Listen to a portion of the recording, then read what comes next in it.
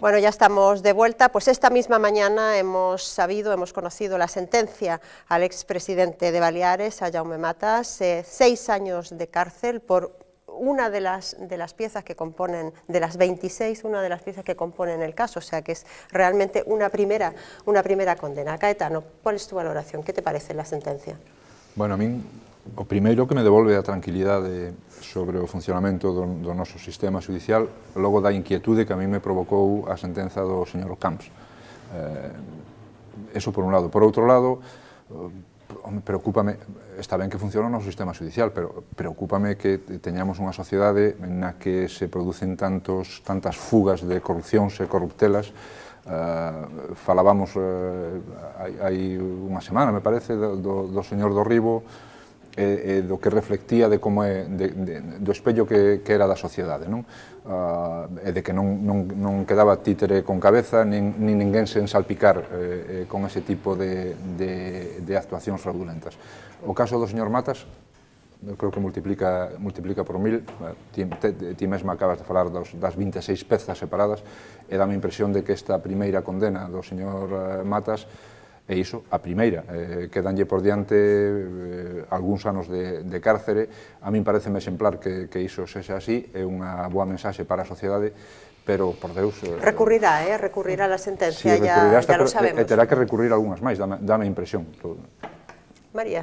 Yo totalmente de acuerdo con lo que dice Caetano. Yo creo que la ciudadanía está un poco como bastante harta, ¿no?, de la situación que se ha generado a tenor de todos los últimos escándalos de corrupción, y hay como una especie como de laissez-faire de que se hace, pero no existe ningún tipo de penalización a esos comportamientos.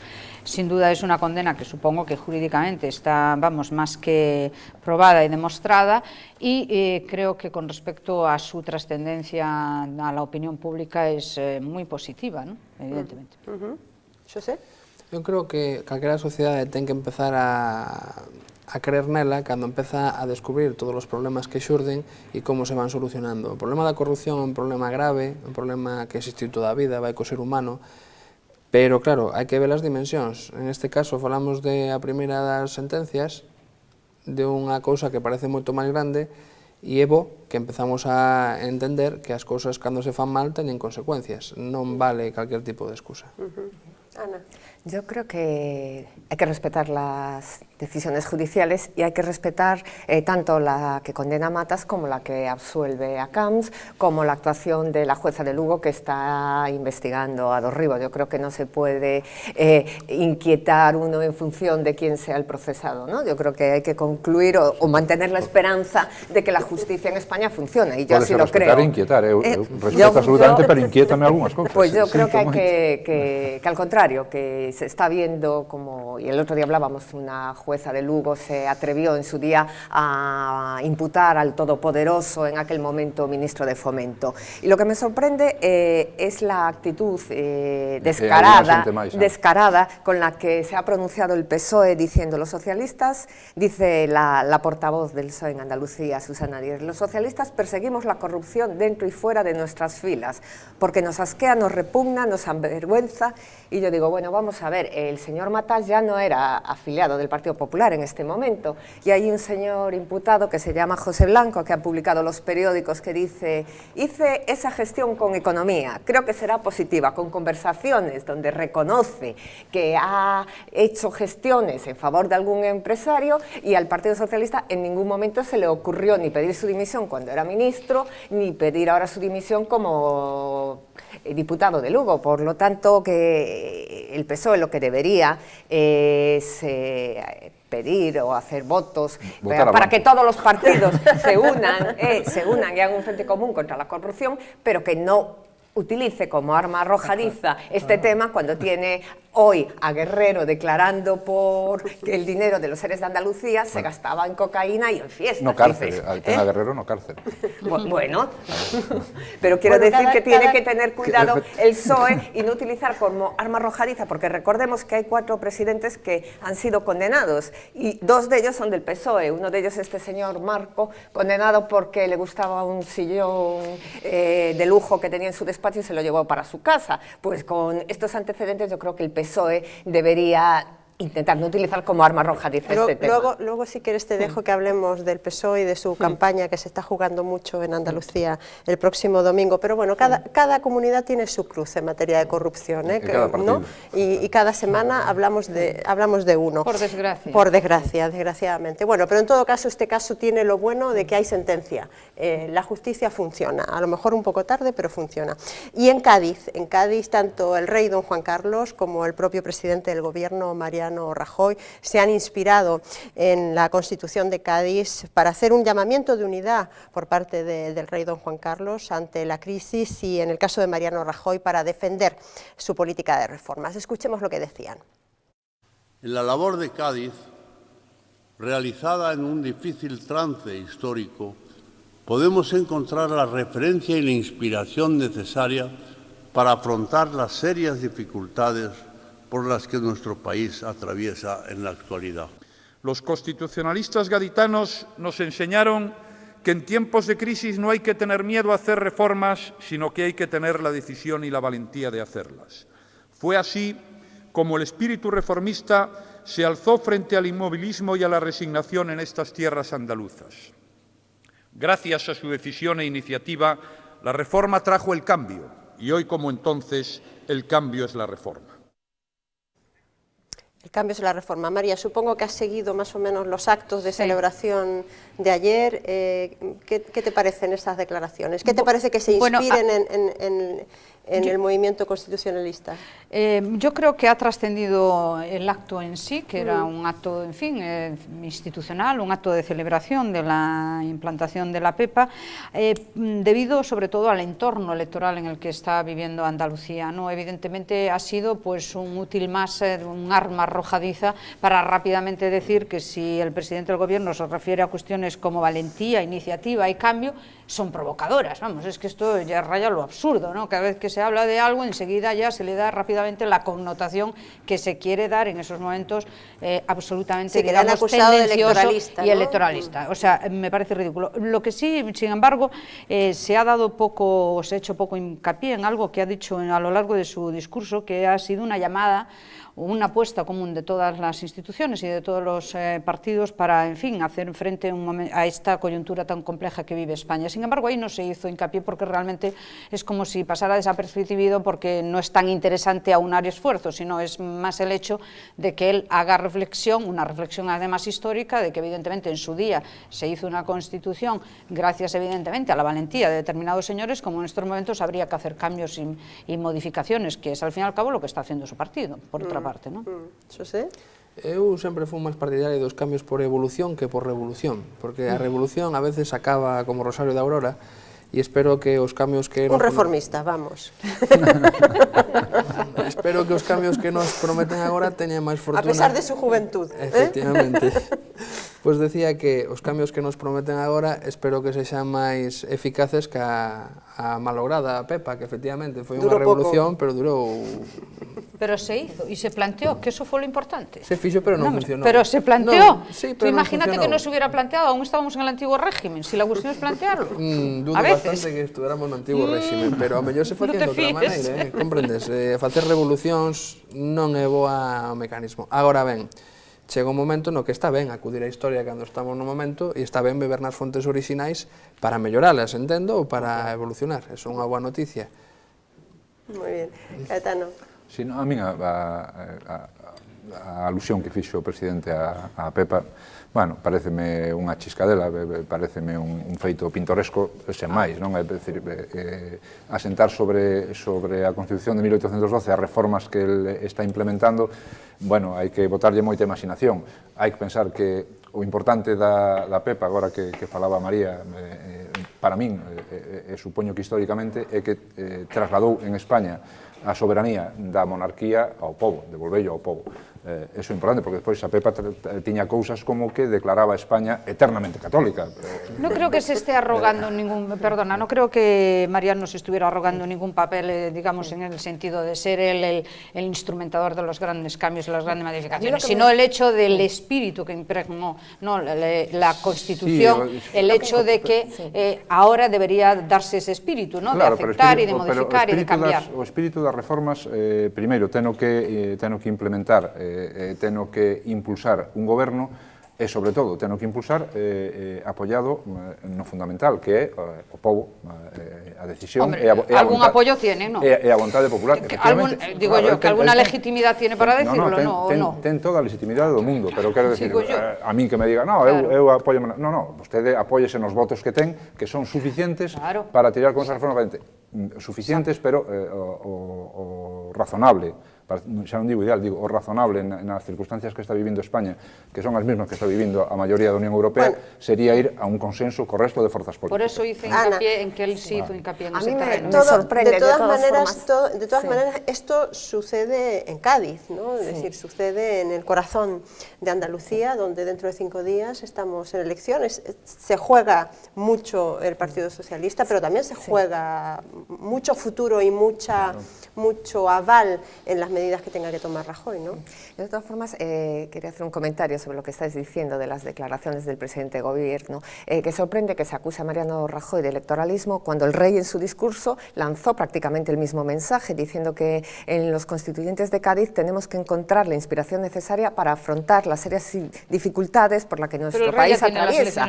Pero quiero decirte que sorprende que también en es electoralista el rey. de tono institucional que se le acuse a Mariano Rajoy y al rey no. Y hay un elemento del que no habéis hablado que yo creo que es importante, el apoyo que han manifestado los asistentes a este acto al rey Juan Carlos en un momento en que la corona parece que no atraviesa su mejor etapa, pues recibió un apoyo unánime de todos los que estaban allí. Y es curioso, hablando porque la Constitución de 1812 y el propio rey bromeó con eso, diciendo que Fernando VII, su antepasado,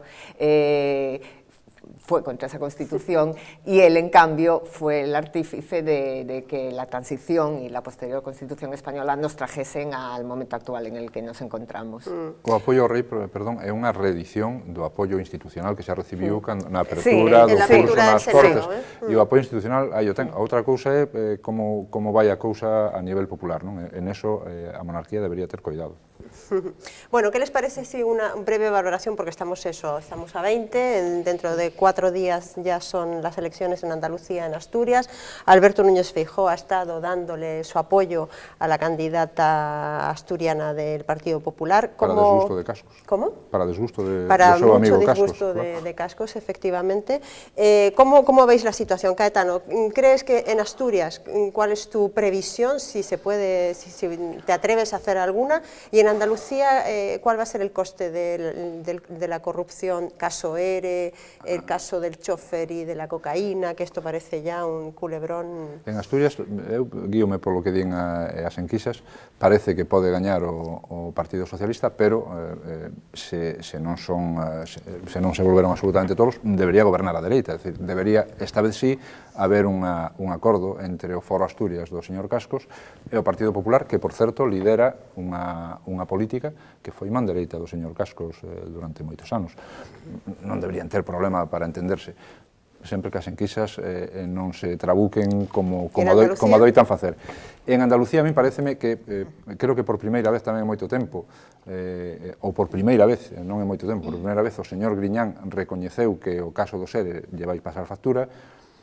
Eu creo que lle vai pasar factura relativa, porque está visto que a corrupción en España non pena nas urnas, os cidadáns votamos por outro tipo de cousas, parece que non castigamos moito iso, non hai máis que mirar os últimos procesos que se deron, e o que si vai pagar moi caro o Partido Socialista son 30 anos no poder. A min, eu que son moi de sistema yanqui, moi de sistema americano, pareceme que 8 anos son máis que suficientes para desenvolver un programa de goberno e que despois habría que dar paso, non digo a outras alternativas, pero a outros líderes dentro do mesmo partido para que defendan as súas opcións. 30 anos aseméllaseme a unha dictadura democrática. 30 años es toda una vida. Ana.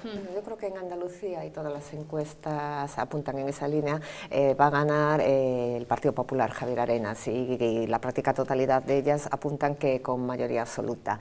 Y el castigo electoral, yo creo que va a haber un castigo electoral a las tramas de corrupción en Andalucía, pero a muchas otras cosas, por ejemplo, al 30% de parados, a que sea la comunidad con mayor índice de fracaso escolar, a una situación económica que están sufriendo todos los andaluces y que eso va a influir también en el resultado electoral. Y la prueba de que está cerca la victoria del Partido Popular es la estrategia de campaña de estos últimos días. El Partido Socialista está recuperando el discurso del miedo que utilizó Rubalcaba también en las elecciones. Sabemos que con el gran éxito que tuvo Rubalcaba en las elecciones, ¿no? Utilizó el discurso del miedo que viene la derecha y obtuvo el peor resultado del PSOE en su historia. Y ahora está recuperando también el PSOE andaluz el discurso del miedo que viene el PP, que viene la derecha. Y otro elemento más, que por primera vez Griñán hoy se refiere a la posibilidad de un pacto con Izquierda Unida, cosa que hace unos días lo descartaba completamente. Y yo creo que es que ellos mismos son conscientes de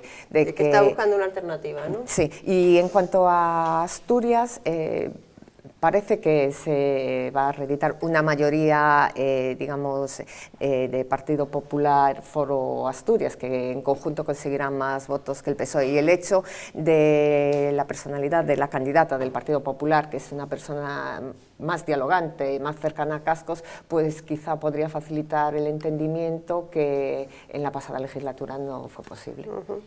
María. Bueno, como la directora esta vez no nos pide porras, no nos vamos a arriesgar con los resultados, pero en cualquier caso yo me atrevería, y sin que sirva de precedente porque no me gusta hacerlas, creo que en ambas comunidades va a pasar, evidentemente la gobernabilidad va a pasar por algún tipo de pacto.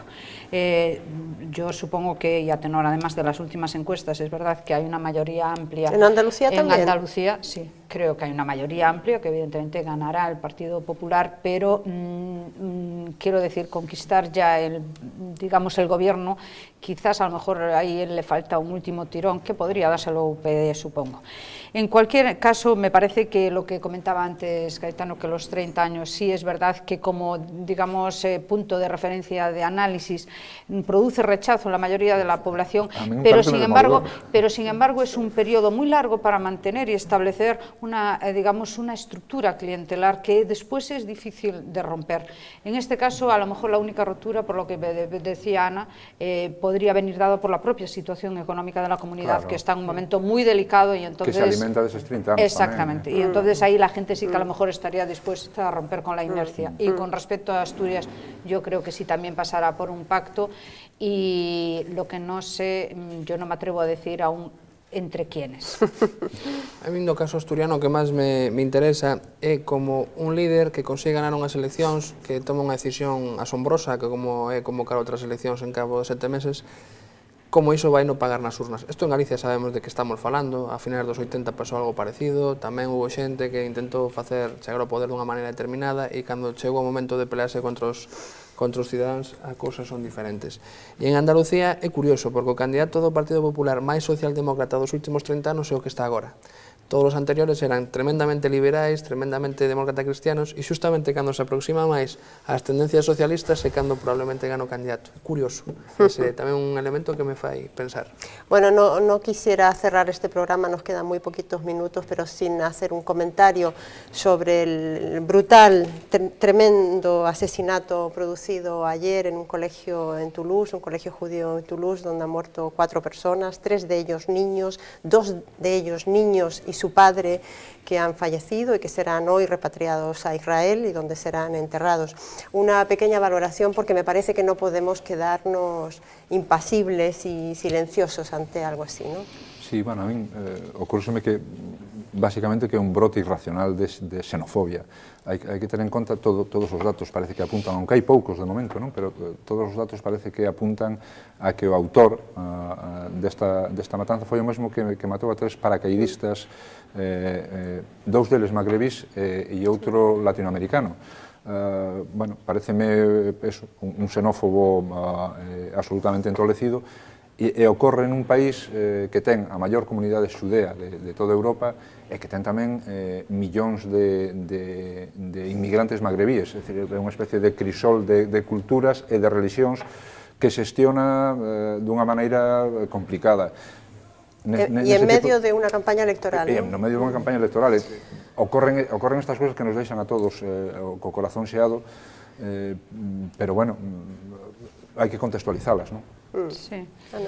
Yo creo que, bueno, que ha sido un terrible asesinato y que ha reflejado una actuación por parte de por lo menos los partidos mayoritarios en Francia, que ojalá hubiésemos tenido en España en algún momento pasado de nuestra historia, porque por lo menos hasta ahora tanto Sarkozy como François Hollande han unido fuerzas, han dicho que es un atentado contra la República de Francia y no se han dedicado a tirarse los trastos a la cabeza, ni así como el tema de la inmigración durante la campaña, sí fue objeto de polémica, por lo menos hasta ahora ninguno de los dos partidos se ha dedicado a entrar en ese debate y por desgracia, no como sé si decía, Marine Le Pen ha hecho algún comentario. De momento no, y por desgracia en España, pues cuando se produjeron en anteriores etapas atentados, pues no hubo esta unidad política y al contrario se utilizó por parte de algún partido para intentar desgastar al gobierno. Sí, es increíble, irracional, ¿no?, que se produzcan brotes de violencia antisemita cuando son episodios históricos de la Europa que ya prácticamente parece que estaban superados, ¿no? Entonces es digamos, un poco la vuelta al pasado en un entorno que no para nada ni justifica que se den, dado la gran capacidad que hay de tolerancia con respecto en estos momentos a todas las razas, religiones, culturas, etcétera, etcétera. Unha das leis sociolóxicas máis importantes no nazismo foi a dos cristales rotos, na que se pretendía solucionar os problemas cuanto antes mellor para evitar máis escalada de violencia. Eu creo que o primeiro que ten que facer o goberno francés é, sen dúbida, comprobar se isto é unha cousa dun tolo, no sentido máis estricto da palabra, ou se é algo máis organizado, que entonces sí que pasa de ser unha desgracia a ser un problema desgraciado.